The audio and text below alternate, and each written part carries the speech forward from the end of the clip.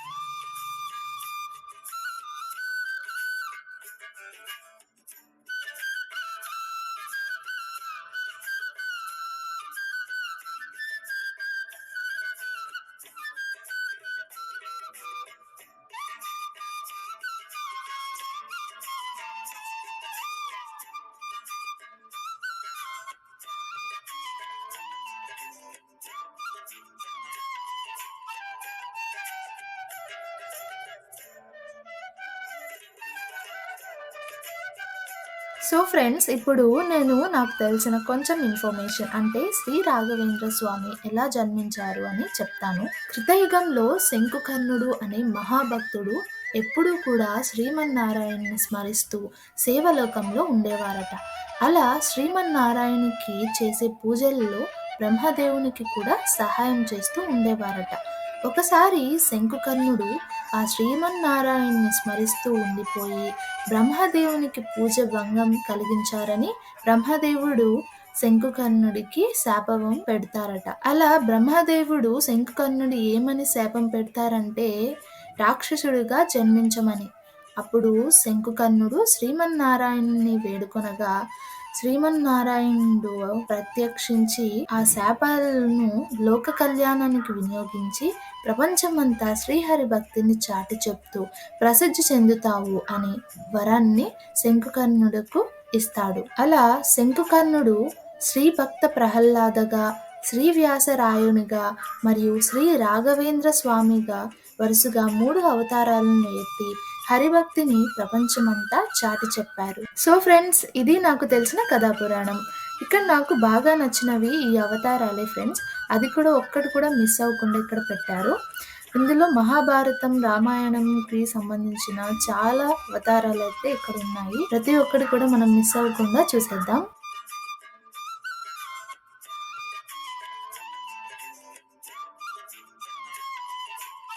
Friends ఇప్పుడు మనము temple లోపలికైతే వెళ్దాము. తర్వాత మిగతా అవతారాలను కూడా చూద్దాం.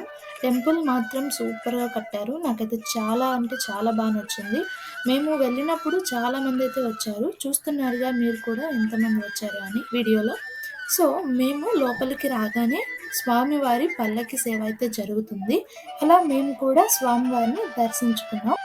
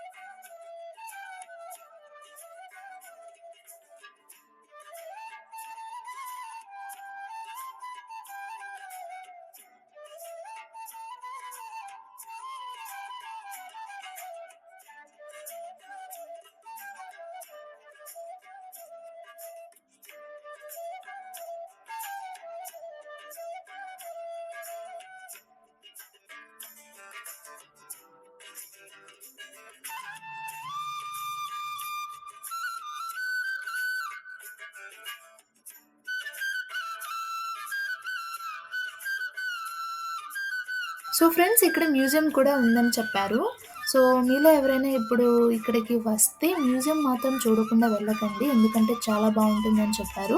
మేమైతే చూడలేకపోయాం. మాకు టైం లేక వెళ్ళిపోయామనమాట. చాలామంది టూరిస్ట్స్ కూడా ఇక్కడికి వస్తుంటారు.